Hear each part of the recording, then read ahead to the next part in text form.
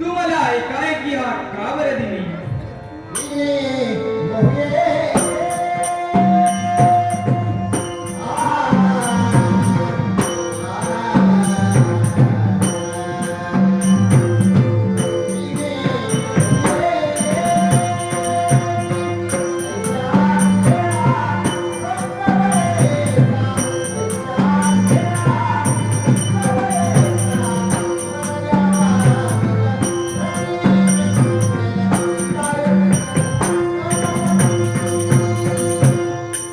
वत्सा सूत्रधारा, तुझ्या नाटकात येणारी विघ्ने मी माझ्या पाशांकुशाद्वारे नष्ट करेन.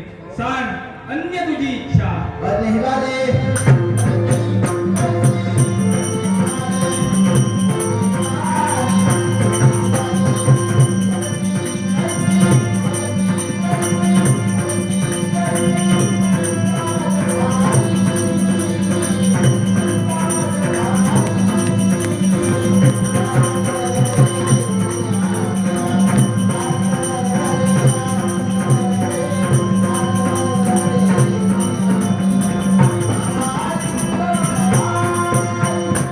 वत्सा सूत्रधारा, तुझ्या नाटकात काम करणारी मतिमंद बालके गणगंधर्वांप्रमाणे गायन करतील, रंगाप्रमाणे नृत्य करतील, माता सरस्वती त्यांच्या मुखी वास करेल, असा माझा तुला मंगलमय असा आशीर्वाद.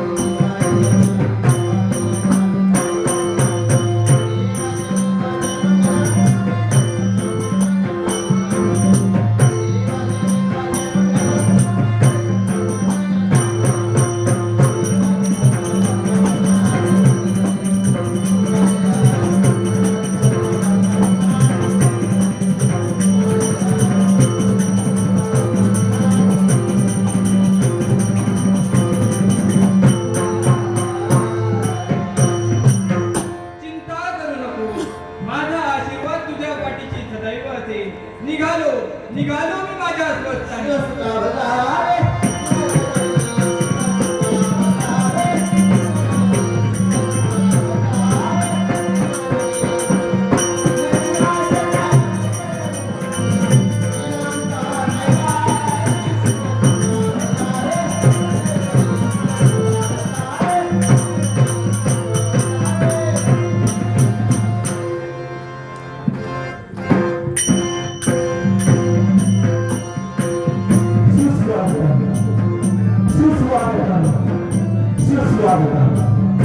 रंग देवता रसिक प्रेक्षकांना विनम्र अभिवादन करून 14 गणांचा अधिपती विघ्न अर्था गणपती गजाननच्या चरणी नतमस्तक होऊन विद्येची देवता सरस्वती मातेचे स्तवन करून ग्राम देवता भद्रकाली चरणी वंदन करून श्री मारुतीला वंदन करून आज 13 मे 2025 रोजी जिल्हा परिषद प्राथमिक शाळा वर्धापन दिनानिमित्त भीम दशावतार मंडळ सविनय सादर करीत आहे.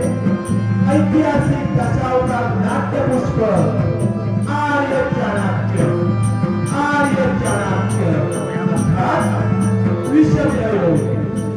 पात्र परिचय: गणपती, हितेश आरकर, सिद्धेश्वर, अथर्व जाधव, पर्वतेश्वर, चेतन सावंत, यशोधरा, दर्शन सावजी, गोप्या, कृष्णाजी पराडकर, चंद्र, स्वप्नेर केळुसकर, नयनतारा, जनार्दन आजगावकर, आचारी, संतोष आरोलकर, बमनो, दीप मुंबळकर, चित्यो, चेतन आडकर, प्रचेत आडकर, आर्य चाणक्य, युवराज आडकर आणि राजा धनानंद,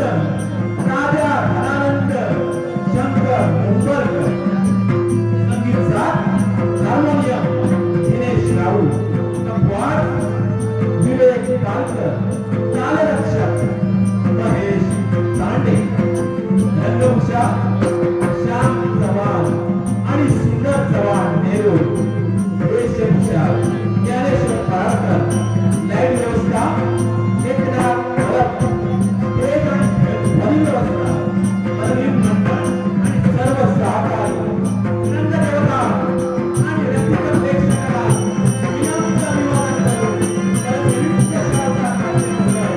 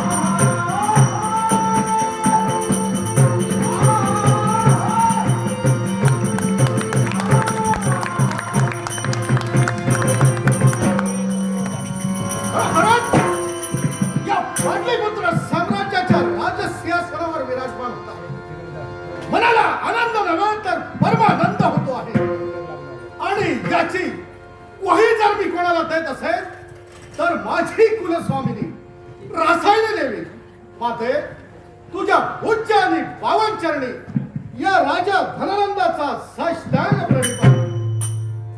हो माते, तुझीच कृपा. खरोखरच या साम्राज्यामध्ये आम्हाला कोणत्याही प्रकारची आम्हाला कधीच न्यूनता भासली नाही. याचं कारण आई वडिलांचा घबाड आशीर्वाद आमच्या पाठीशी आहे. म्हणूनच आमचे प्रजाजन आनंदाच्या डोलत आहे.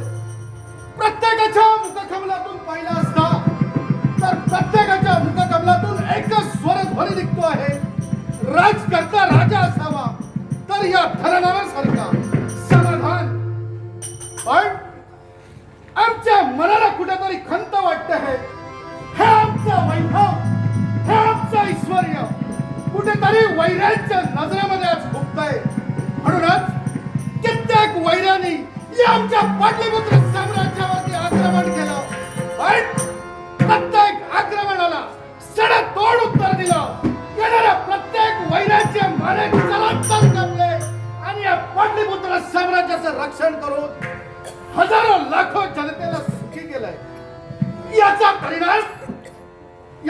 परिणाम म्हणजे एकच, आज राजा धनानंदाचं नाव जर कोणी ऐकलं असता तर काळाचा काळ हे थरथर कापतो आहे. हे आमची प्रचिती. पण याचा उपयोग तो काय? कारण याचा उपयोग आमच्या राज्यामध्ये आम्हाला कधीच झाला नाही.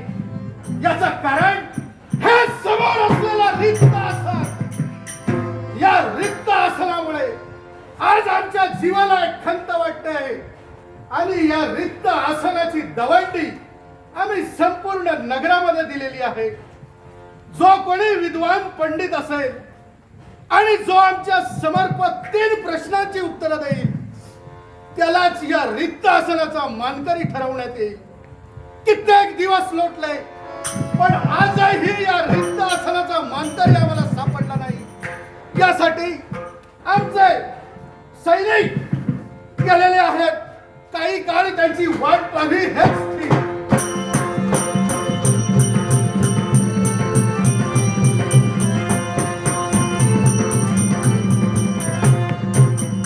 काय हा पाटलीपुत्र दरबार, पाटलीपुत्र साम्राज्याचा घाट, पाटलीपुत्र साम्राज्याच्या राजप्रसादी या पर्वतेश्वराची पावलं वळली.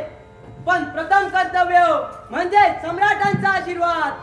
कोण राजे आपल्या पायाचा पायी म्हणजे पर्वतेश्वर आपल्या चरणी नतमस्तक होतोय. आशीर्वाद आहे पर्वतेश्वर. तुम्ही आमच्या समोर विनम्र झालात, आम्ही तुम्हाला आशीर्वाद दिला. आमचं कर्तव्य आम्ही पूर्ण केलंय. मग तुमच्या माथी दिलेली जबाबदारी म्हणजे या रिक्त आसनाचा मानकरी तुम्हाला शोधण्यासाठी सांगितला होता. तो मानकरी तुम्हाला सापडला की नाही? राजे क्षमा असावी. म्हणजे तुमच्या विनंतीस मान देऊन संपूर्ण राज्यात दवंडी दिली. पण मला तरी असं वाटतंय तुमच्या प्रश्नांची समर्पक उत्तर देईल असा एकही व्यक्ती या राज्यात नाही. पर्वतेश्वर, जी जबाबदारी मी तुमच्या माथी दिलेली आहे तशीच जबाबदारी आम्ही सिद्धेश्वरच्याही माथी दिलेली आहे. जोपर्यंत तो सिद्धेश्वर येत नाही तोपर्यंत आमच्या जीवाला खेळ नाही.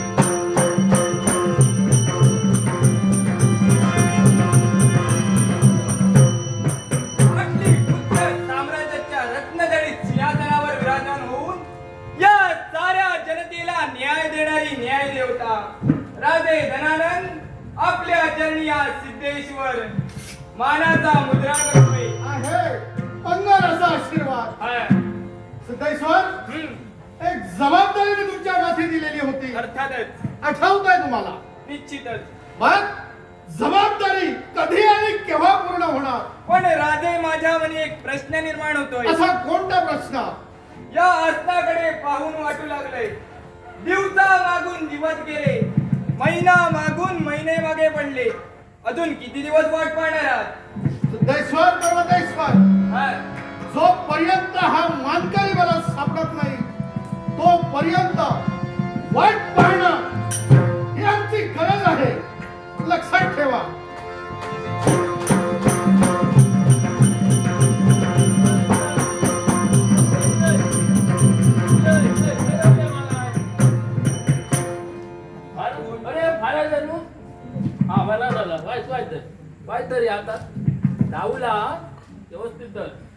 महाराजांच्या पाया पडतोय. आता याचं काय करायचं आम्ही? महाराजांनो पाया पडतोय. हो आहे आशीर्वाद. तुमची दौंडी ऐकलंय आणि रावत पडत दिलंय. म्हणजे तुम्ही आचार्य आहात वाटतं. हो आचार्य ना आचार्य होय. काय हो काय झालं माहिती हा, कोणग्याच्या कापार वाडवाळ होता, एकाच कोंब्याचा होता ना. काय केलं, चट्टीक सांगलंय आणि तुमचा तोंडी ऐकलं आणि धावत दिलंय. काय करूया सांगा माका. अहो आम्हाला आचार्य नको आहे, आम्हाला आचार्य पाहिजे आहे. हो मी आचारी होय आचारी. अरे काय तुमचा सोजी करून देतोय, कुर्मा करून देतोय. हा कुर्मावरून काय बोलतोय काय? कुर्मावरून काय झाला, एकदा ना कुर्मा बनवलंय. असो कुर्मा बनवलंय माहिती का, असो बनवलंय. ऐकशाल तर काय मैगो कवणेकर माहिती हा, मैगो कवणेकर. अरे बालदीभर कुर्मा खाल्यान बालदीभर. आणि सांगतोय ना काय, खाल्यानंतर इतकी बालदीभर कुर्मा खाल्यावर काय होताला सांगा. अरे जिजीच्या परड्यात सुचो काय धावत सुटलो, फळफळात रवलं माहितीये काय. असं म्हणतोय तुमका. तुम्ही काळजी करू नको, तुमचा होया तसा तेलात तुपात करून घालतोय. समजला, तुमका काय घालूची गरज नाही. तुम्ही मस्त घाला तेलात तुपात खाऊन खाऊन. हे दोघांना सुकले होत. आम्ही दवंडी दिली ती आचार्यासाठी. हो मी आला ते आचारी आचारी म्हणून. मी आचारीच म्हणून इलो, मी आचारीच हो. आमच्या राज्यात आचारी खूप आहेत. हो आमच्या आम्हाला त्याची गरज नाही. हो आमच्या राज्यात 2 आचार्य होत. एक म्हणजे बाळामामा, दुसरं म्हणजे चट्टी काका. पण काय चाललंय काय? पण काय माहिती हा, त्या आचार्यांना एकच काम घेतात, ते दोघजण करतात. पण मी काय करतोय माहिती हा, यात काम एकटो करतोय आणि 1,500 आणि 2,000 माणसांचं जेवण मी एकटो करतोय. तुम्हाला जे काही सांगायचंय ना ते आमच्या राजांना सांगा. हो राजानू बघा, तुम्ही सांगा मी करतोय. काय काय करू काय सांगा. आमच्यासाठी काही करायची गरज नाहीये. हो करतोय ना, म्हणजे काय करू आणि काय सोची करू नको. हा. मग काय करता, चवळ्याची भाजी. तुला जे काही सांगायचं असेल ते सिद्धेश्वर आणि पर्वतेश्वर यांना ज्या गोष्टी आहेत त्या कथांतर. महाराजांनो तुम्ही माझा ऐका. एकदा बघा, तुम्ही हा सांगशाल तर पंचपक्वान त्याला तुपाचा करून घालताय तुमका आणि ह्यांका बघ कसे घट्टपुष्ट दोघांका करतोय. तुम्ही काय काळजी करू नको. आणि समजा तुम्ही जर या करून मग खायला, तुम्ही खायला तर तुम्ही ना माझी पाठ ठोकताला. काय काळजी करू नको तुम्ही. पाठ ठोकतायला मदत करा त्याची. हो आधीच काय पाठ ठोकताय.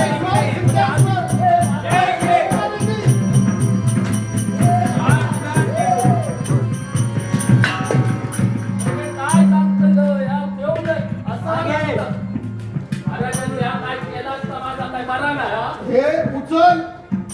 अरे तुझ्या जागेनं असं जवळ नाही तर तुला समजणार नाही. महाराजांनी वाईटा काय केला असता माका काय समज पटला नाही. पण लक्षात ठेवा, पुढच्या महिन्यात सती सासरे घराचा लगीन तेव्हा मात्र लक्षात ठेवा, पूर्ण फुल जवान पुरा जवान मी एकट्यान करतलोय. पण तेव्हा सांगतोय तुम्ही तर इलाज तर नाही, तुमच्या हृदयाचे गोळी घातले अरे काय बोलतोय? समजलं का. पण मंडळी लक्षात ठेवा, सतीसाच्या पुढच्या महिन्यात लग्नात येवा. मी जवान करतलोय पण मात्र बकरो नाही, हा लक्षात ठेवा. बकऱ्या बिना हा समजला तेव्हा सगळ्यांवर गावा ठेव. मी चाललोय, पण तुम्ही लक्षात ठेवा मी आता जातोय. तुमचा समजता काय आता काय जमणार आहे आता? बाहेर काढा महाराजा. सिद्धेश्वर पर्वतेश्वर राजे हे चाललंय ते काही योग्य नव्हे. राजे मला तर असं वाटतंय तुमची बुद्धिमत्ता, तुमचं चातुर्य एवढंच नव्हे तर तुमच्या प्रश्नांची समर्पक उत्तरं देण्याची योग्यता एकाच्याही अंगी नाही. म्हणून आजपर्यंत या आसनावरती बसण्यासाठी एकही कुणी आला नाही आणि येणार नाही.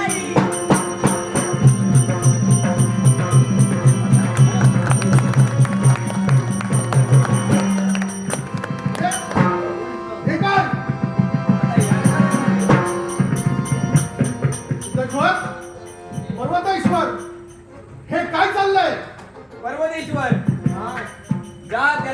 समजावून सांग.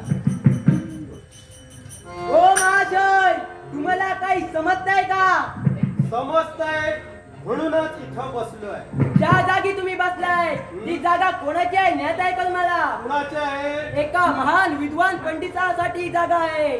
मग त्या जागी हा विद्वान महान पंडिता जिथं बसला. ए, चूप म्हणतोय. एक महान विद्वान पंडित ज्यावेळी ठरणार होता, ज्यावेळी आमच्या राजांच्या प्रश्नांची समर्पक उत्तरं दोन व्यक्ती देणार होता, त्याच वेळी एक महान विद्वान पंडित या आसनावर बसणार होता.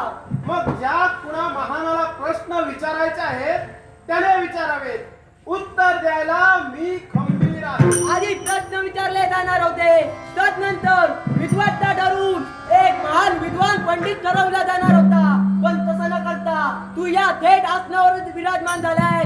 उठ म्हणतोय. मी बसलोय तो उठण्यासाठी नव्हे. उठ म्हणतोय. मी उठणार नाही. जर सांगून ऐकत नसेल तर हाताला धरून तर जा रे, जा. पर्वतेश्वर, हा तसा ऐकणारा नव्हे. तू तुझ्या भाषेत त्याला समजविलंस, आता जरा मी माझ्या भाषेत समजवतो. उठा. इथे बसण्याचा अधिकार केव्हा मिळतो माहिती आहे का? ज्यावेळी राजे धनानंद यांच्या प्रश्नांची समर्पक उत्तरं दिल्यानंतर. म्हणून आपणास प्रथम विनंती करतोय, या आसनावरून बाजूला व्हा. मी बसलोय, उठणार नाही. ज्याला कुणाला प्रश्न विचारायला समोर यायचं असेल त्याने जरूर यावं. प्रश्न विचारले जातील, पण या आसनावरून पहिलं उठावं लागेल. मी उठणार नाही. म्हणजे तुम्ही ऐकणार नाही, नाही. उठणार नाही. नाही. नाही. ब्राह्मण! एका ब्राह्मणाचा आदरातिथ्य करणं हे एका राजकर्त्याचं कर्तव्य. सामुपचाराच्या भाषेत सांगतो आहे, ब्राह्मण, यावेळी या आसनावरून तुम्ही निघा. मी जो इथं बसलोय तो एक महान विद्वान पंडित हे दाखवूनच इथून जाणार आहे. हे कुणाला सांगताय? आपल्याला सांगतोय. म्हणजे तू जाणार नाही. नाही जाणार. तू जाणार नाही. नाही जाणार. आणि तू जात नसशील तर तुला चालवलं शिकवायला लागणार. काय याची गती केली आमच्या राजाने. इथून उठणार नाही. आज या उच्च आसनावरून तुम्हाला खाली घेतलंय आणि तुझ्या माझ्या झटापटीची माझी शेंडी सुटली. धनानंद, ऐक्या ब्राह्मणाचे शब्द कुसुमं वर्णं संपन्नं गन्धहीनं न शोभते क्रियाहीनं मधुरं वचनं तथा. पुष्प दिसायला सुंदर असलं आणि त्याला गंध नसला तर त्याला शोभा देत नाही. तद्वत आपल्या मुखातून निघालेले शब्द धनानंद शोभा देत नाहीत.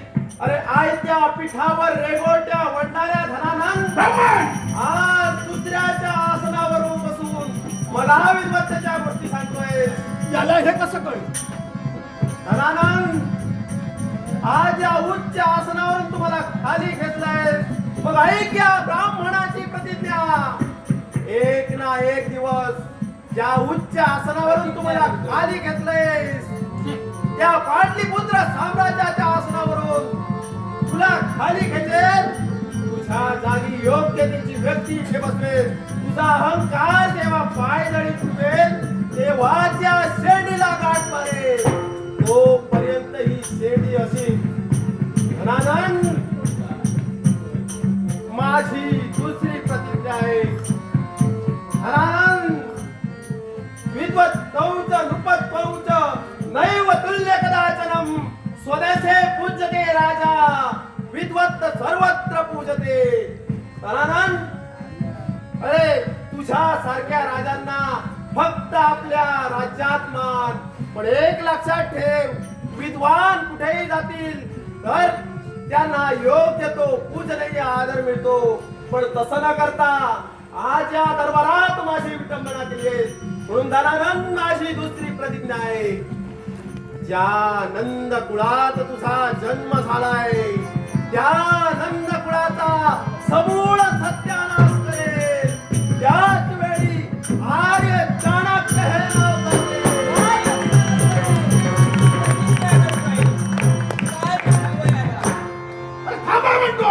राजे काय झालं आपल्या मुखातून थांबाच मला काय वाटलं हा कोणतरी पोट भरू ब्राह्मण आहे.